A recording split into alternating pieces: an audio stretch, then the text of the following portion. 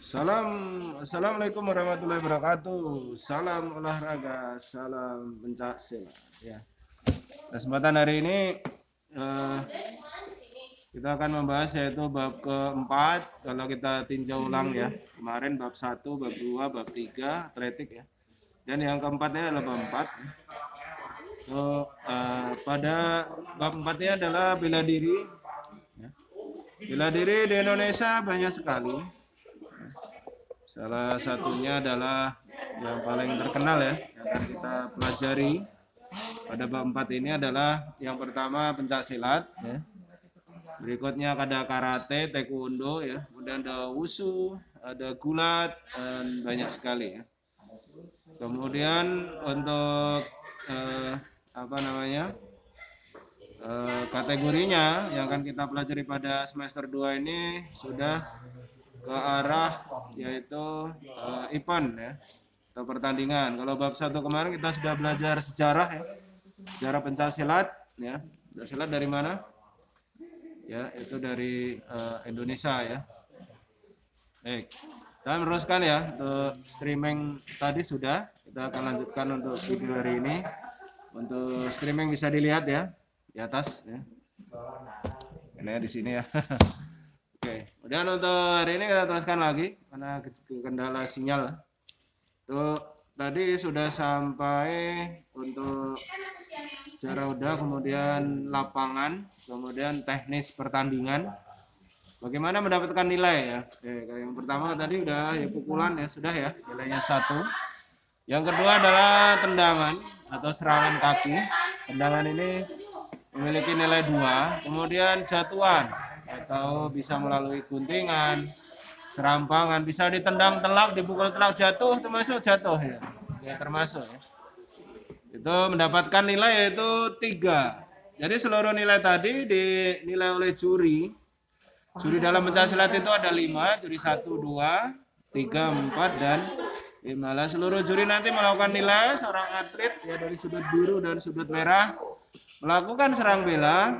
Ketika mukul dapat 1, nendang dapat 2, dan kalau menjatuhkan dapat 3, itu dikumpulkan dan dinilai. Nah, nanti skor yang paling tinggi itu akan memenangkan pertandingan dari juri. Nanti akan keputusan pemenang ya antara sabu biru dan sabu merah nih, siapa nilai yang paling tinggi ya. Yang diangkatlah nanti yang biru atau yang merah ya. Kalau birunya dari 5 juri itu ngangkat 3, berarti merahnya 2, birunya 3 yang angkat, berarti 5 ya. Jadi yang menang adalah sabu biru ya. Kalau merahnya 5, juri yang birunya nggak ada yang angkat, berarti yang menang adalah sabuk merah sesuai dengan kalkulasi dari nilai yang dipraktekkan oleh seorang atlet ya. Itu menilai pertandingan pencak silat tambahan ya, yang tadi streaming ya, yang di atas tadi ya. Itu. Kemudian untuk mengenai teknik pencak silat ya, dasarnya juga kemarin udah ya, yaitu pertama adalah serangan, yang kedua adalah tangkisan, yang ketiga adalah pola langkah ya, ini sangat penting. Kemudian teknik berikutnya yang keempat, pada serangan itu ya mungkin bisa dijabarkan dulu ya satu-satu ya. Yang pertama adalah serangan. Serangan dibagi menjadi 2, serangan tangan dan serangan kaki ya. Serangan tangan contohnya pukulan lurus ya.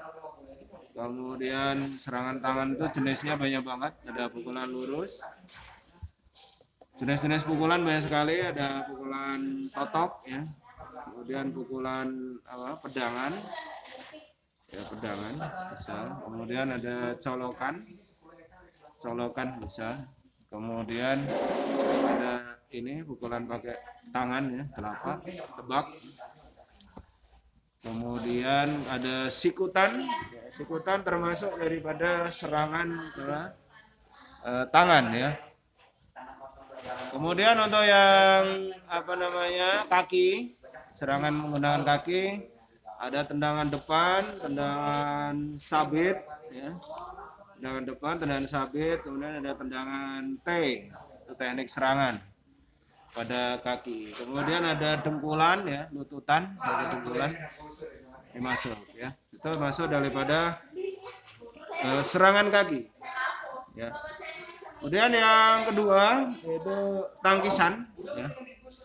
Tangkisan itu ada banyak jenis, ada tangkisan dalam keluar, ada dari tangkisan luar ke dalam, tangkisan atas ya, kemudian tangkisan ke bawah. Dan ada tangkisan dua tangan ya, tangkisan dua tangan. Kemudian ada tangkisan kaki. Bisa kaki bisa buat nangkis ya, bisa. Itu. Kemudian yang ketiga kita masuk adalah pola langkah.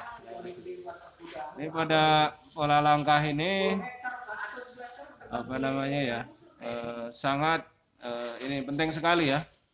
Pola langkah banyak sekali model ya. Itu ada pola langkah lurus, kemudian pola langkah zigzag, kemudian ada pola langkah U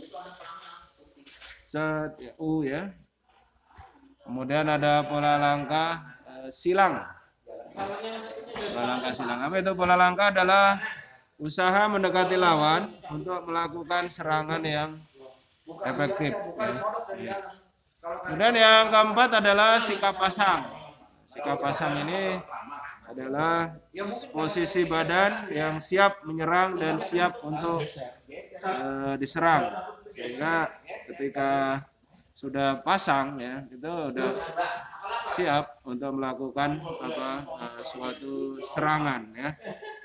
Sikap pasang dibagi menjadi kuda-kuda tengah, kemudian sikap pasang depan, kemudian sikap pasang silang, baik silang depan maupun silang belakang.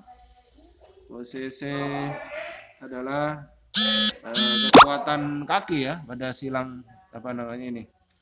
Kemudian setelah sikap pasang ada yang namanya jatuhan. Ya. Jatuhan bisa menggunakan serangan, bisa juga menggunakan anggota badan, tangan biasanya, kemudian dijatuhkan. Itu ada juga setelah jatuhan ini, ada juga sautan.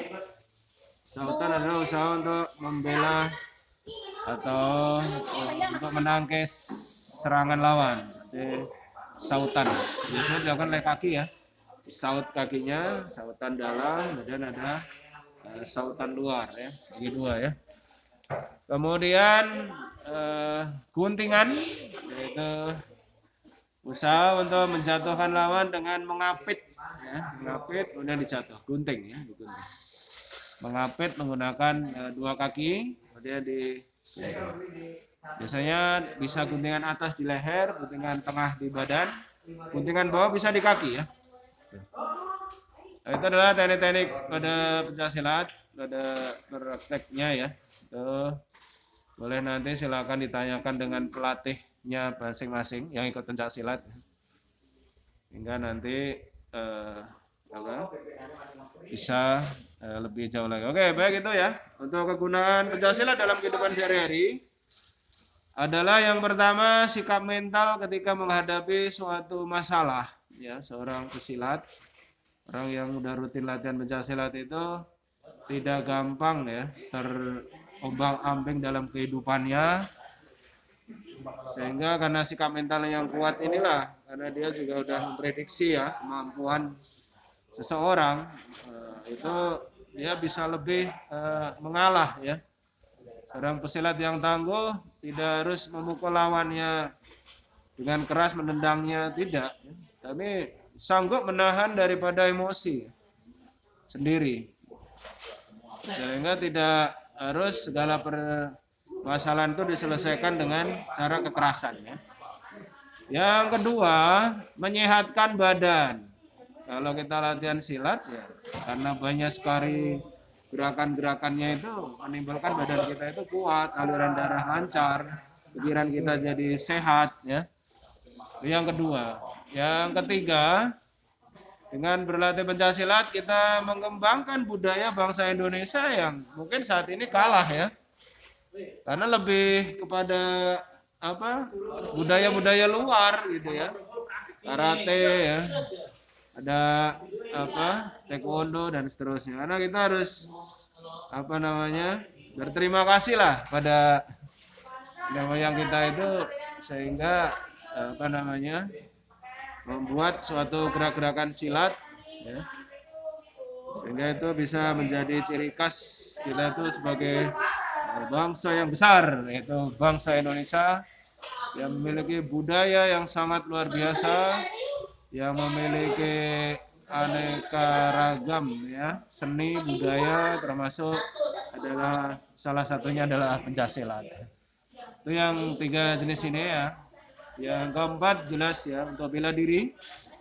Membela diri kita ketika kepepet ya, kita masih bisa menggunakan tangan, kaki ya. Ini ketika kepepet ya, jangan menggunakan yang ini kan semua adalah karunia Allah yang paling besar ya, kita pakai ya melalui suatu mekanisme yaitu latihan ya. Dan seperti itu. Ya itu aja mungkin yang Bapak sampaikan, kurang lebihnya minta maaf ya. Kita ketemu lagi. Assalamualaikum warahmatullahi wabarakatuh. Sehat selalu, jaga kesehatan ya. Terima kasih, ketemu lagi streaming berikutnya ya. Assalamualaikum warahmatullahi wabarakatuh.